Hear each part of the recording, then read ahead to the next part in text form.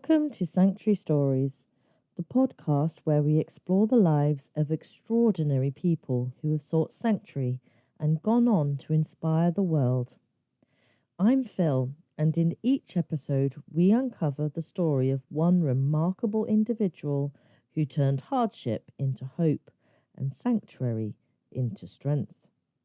Today, we step into a life of a man whose name is synonymous with laughter, courage, and justice. A man who faced down one of the most brutal systems of oppression in the 20th century and responded not with hatred, but with hope.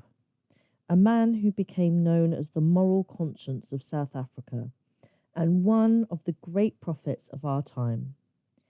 This is the story of Archbishop Desmond Tutu, the teacher turned priest, the activist turned peacemaker, and the fighter turned reconciler. His journey shows us how sanctuary can be found not just in places of refuge, but in faith, community, and an unshakable belief that love is stronger than fear.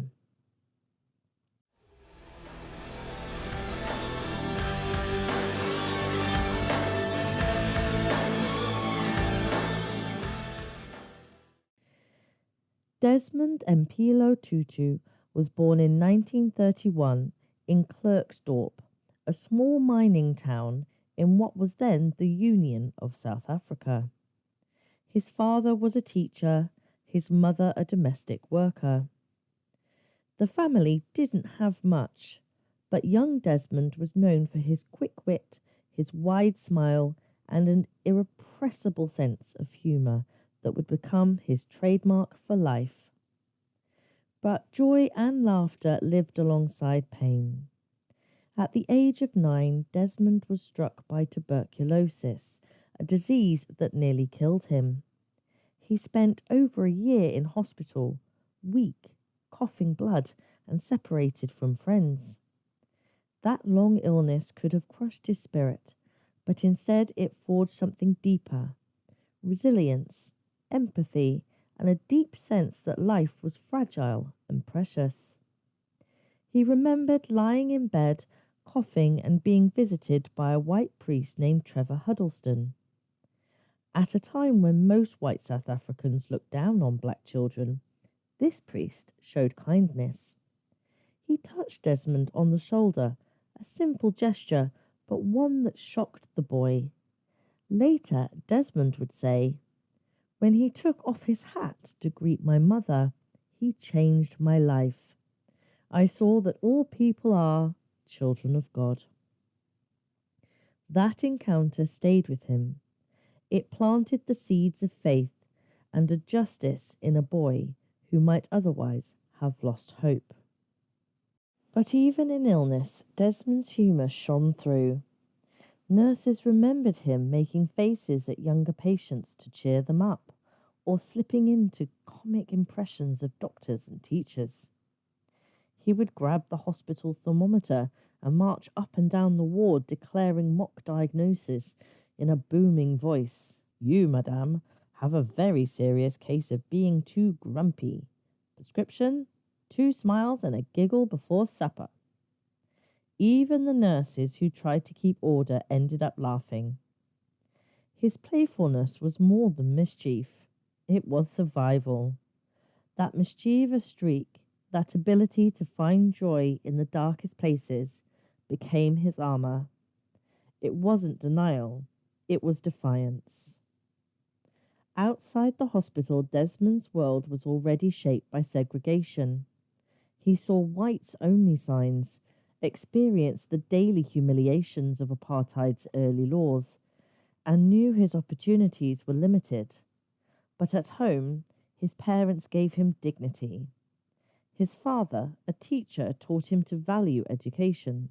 His mother, a cleaner and cook, gave him warmth and faith. Together they instilled in him the conviction that every person mattered. Looking back later, Tutu said, "My father taught me to respect myself, and my mother taught me to respect others. Between the two of them, They gave me the whole gospel. It was a foundation that would carry him far. A sickly, mischievous boy from a dusty mining town would grow up to become one of the loudest, bravest voices against injustice the world has ever heard.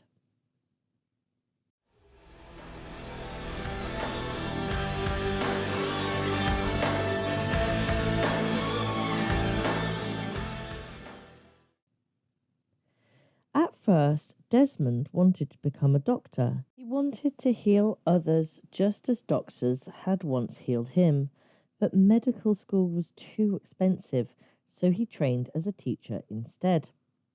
He loved teaching, helping young people to learn, laugh, and grow. Teaching suited him. He loved children, and he loved turning every lesson into a chance for laughter. Former students remembered that he never just wrote maths problems on the board. He'd throw in silly riddles or deliberately mispronounce a word to see if anyone was paying attention. Once, after a boy fell asleep in class, Tutu tapped his desk and said, "My son, I'm glad you're resting, but at least snore in English." The whole class erupted. But beneath the laughter, there was steel. Desmond could not stand injustice, especially when it was targeted at children. In the 1950s in South Africa, there were dark years. Apartheid was becoming law, codifying racial segregation into every aspect of life. Black South Africans were denied the right to vote, forced into inferior schools, and relocated from their homes. It was a system built to crush dignity and silence voices. When the government introduced the Bantu Education Act, which deliberately gave black children a substandard education to keep them as labourers, Desmond couldn't accept it. He resigned in protest.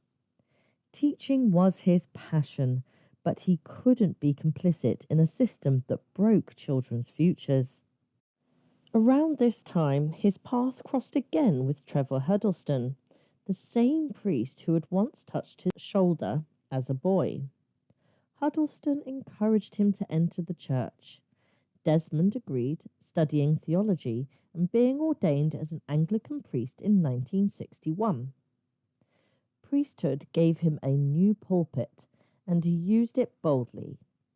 His sermons weren't the kind that made congregations doze off. He filled them with humour, storytelling, and the occasional joke at his own expense. But he also made sure to connect faith with daily life, apartheid, injustice, poverty. He once told his congregation, "When the missionaries first came to Africa, we had the land and they had the Bible. They said, 'Let us pray.' We closed our eyes. When we opened them, we had the Bible and they had the land." The church roared with laughter, but they also knew he was deadly serious. Tutu was becoming more than a priest. He was becoming a prophet. His sermons weren't just about heaven, they were about justice on earth. He often said, "If you are neutral in situations of injustice, you have chosen the side of the oppressor."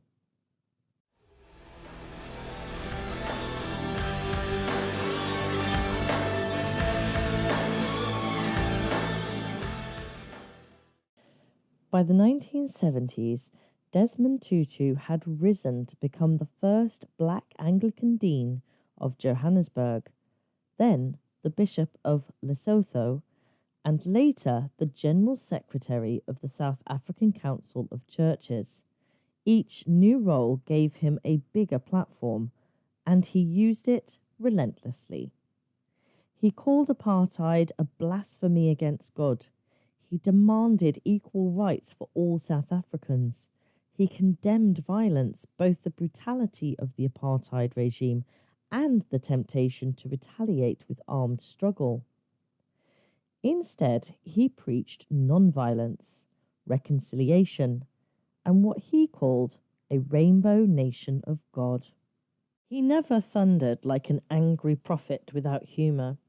His secret weapon was laughter. He knew that laughter could disarm, deflate, and sometimes even protect. Once, after being pulled over by a white policeman who sneered, "Don't you know this road is only for whites?"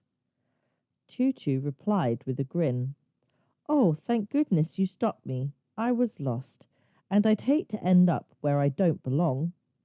The officer, stunned by the cheek, waved him on. But his words were dangerous. The government considered him a threat. He was harassed, his phone tapped, his passport confiscated. At rallies, he was tear gassed, and his family lived under constant surveillance. Yet he never stopped. In 1984, his courage was recognized with the Nobel Peace Prize. When he received the Nobel Peace Prize, a journalist asked him what he would do with the money.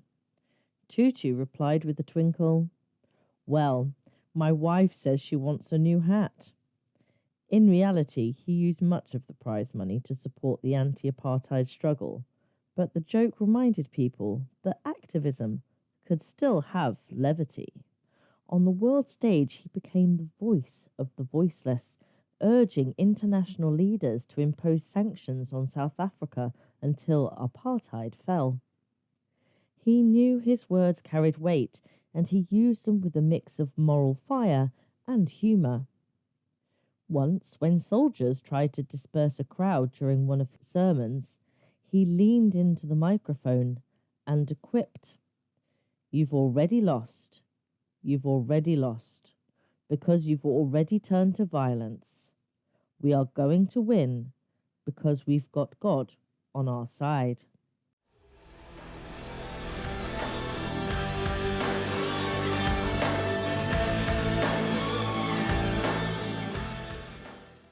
The 1980s were years of turmoil.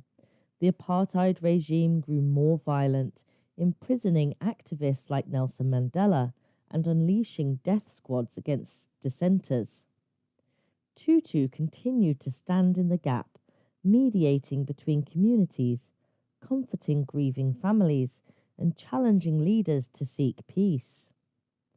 At funerals for murdered activists, when crowds threatened to erupt in anger, Tutu would grab the microphone and plead for calm. Sometimes he would even dance in front of the mourners, his small frame bouncing with joy to remind them that despair was not the last word. In 1988, while protesting against the whites-only elections in Johannesburg, Tutu was refused entry into the whites-only parking lot. Instead of backing down, he sat down in the road and declared it his pulpit. He told reporters, "I'm not a small man. I'm a child of God, and God doesn't like segregated parking."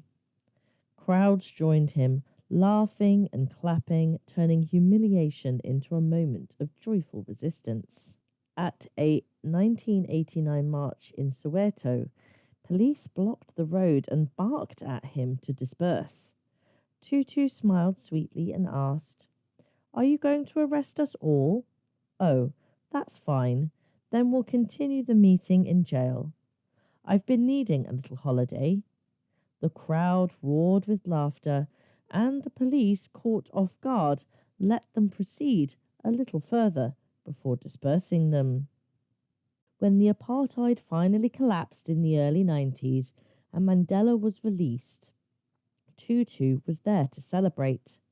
The long night was over. South Africa held its first democratic election in 1994, and Nelson Mandela became president.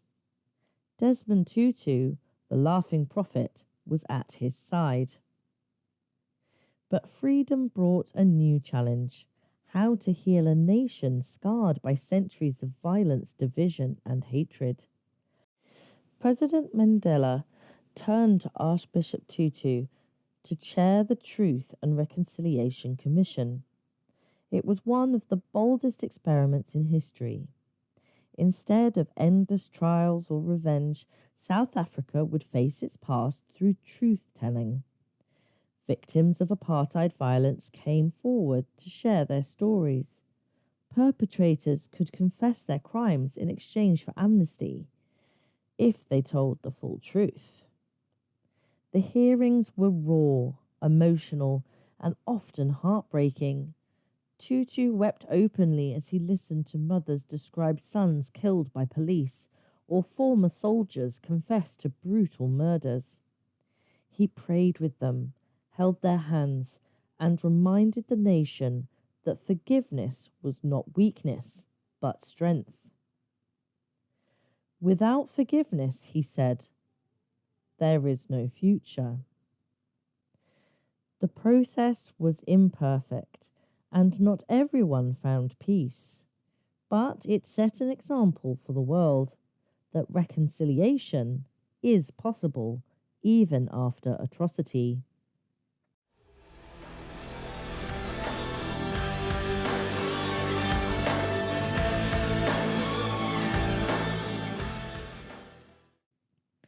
Even after apartheid, Tutu didn't retire quietly. He spoke out against corruption in the new South Africa, criticizing leaders, even Mandela, when they failed to uphold justice.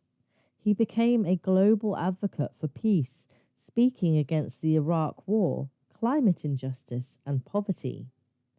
He also became a champion for LGBTQ+ rights. Long before it was popular, he declared, I would refuse to go to a homophobic heaven. I would much rather go to the other place. His words shocked some church leaders, but Tutu never wavered.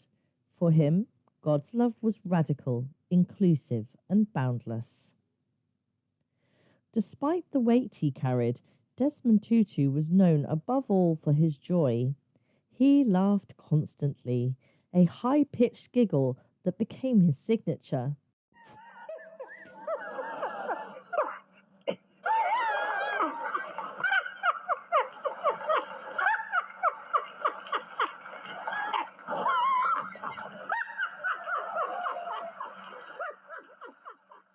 He joked with reporters, danced in church aisles, and hugged everyone from children to world leaders. He and the Dalai Lama became close friends, writing a book together called The Book of Joy. Their conversations were full of mischief, deep wisdom, and laughter that could fill a room. During one of their sessions in Dharamsala, the Dalai Lama was trying to lead a moment of solemn meditation for the cameras. Tutu, never one to stay quiet too long, leaned over and whispered loud enough for the microphones. If you don't stop pretending to be so holy, I'm going to tickle you. The Dalai Lama cracked, bursting into laughter mid-chant, while the audience watched these two world figures giggle like naughty school children in church. While working on the Book of Joy, the writers and aides struggled to keep the two elders on topic. Every time the conversation grew too heavy, one of them would crack a joke, often about the other's bald head or laugh. At one point, the Dalai Lama poked Tutu in the ribs, and Tutu yelped, See, he pretends to be peaceful, but he's actually very violent. The whole room dissolved into laughter, and the scribes could barely keep their pens steady. After all their jokes and laughter, the Archbishop and the Dalai Lama would often land in a place of deep wisdom. Both men knew suffering firsthand, Tutu from apartheid and the struggle for freedom in South Africa, and the Dalai Lama from decades of exile after fleeing Tibet. Their humour wasn't an escape. It was a way of carrying pain without letting it crush them. In the Book of Joy, the Dalai Lama offered his reflection on what it means to be a refugee and how sanctuary can be found in unexpected places. So, personally, I prefer the last 5 decades of refugee life. It's more useful, more opportunity to learn, to experience life. Therefore, if you look from one angle, you feel, oh, how bad, how sad. But if you look from another angle at the same tragedy, that same event, you see that it gives me new opportunities. Wherever you have friends, that's your country, and wherever you receive love, that's your home. Tutu, never one to miss a beat, would nod thoughtfully before grinning and saying something like, "You see, that's why I love this man. He turns exile into a classroom and sadness into a sermon. And then he still manages to laugh louder than me." Tutu's joy was not naive. It was forged in suffering, honed in struggle, and rooted in faith. It was his way of saying to the world, despair does not get the last laugh.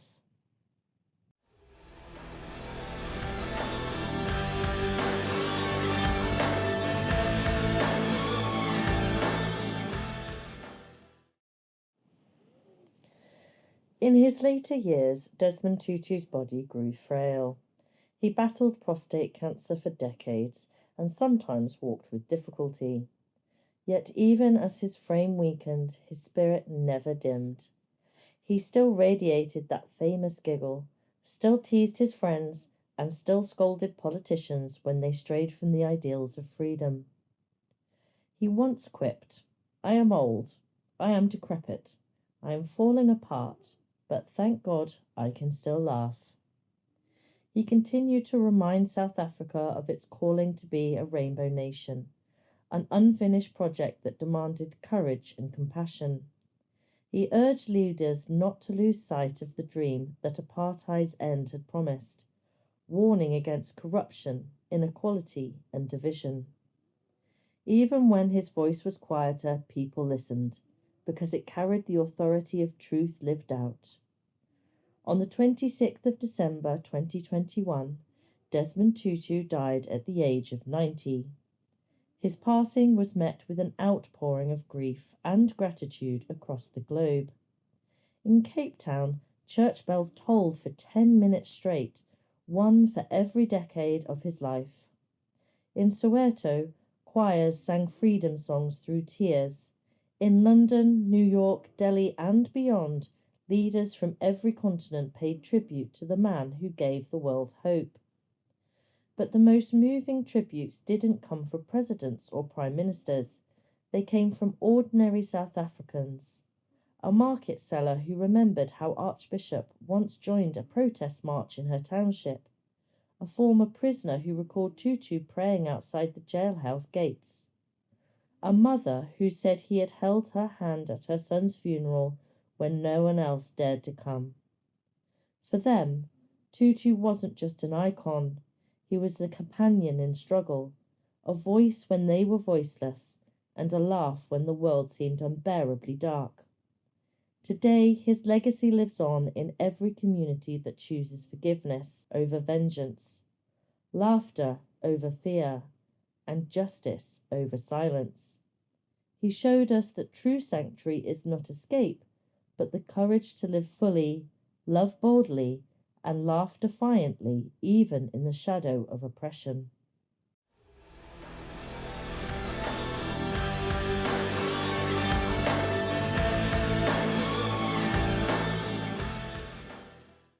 Desmond Tutu's life reminds us that sanctuary isn't always about fleeing danger. Sometimes it's about creating a space of safety, truth, and hope in the middle of danger. He built sanctuary in churches packed with mourners, in courtrooms filled with pain, in laughter that defied despair. He showed that justice and joy could walk hand in hand, and that true sanctuary is found when dignity is restored. "Do your little bit of good where you are," he once said. "It's those little bits of good put together that overwhelm the world." And overwhelm the world he did, with laughter, love, and an unshakable belief that we are all children of God.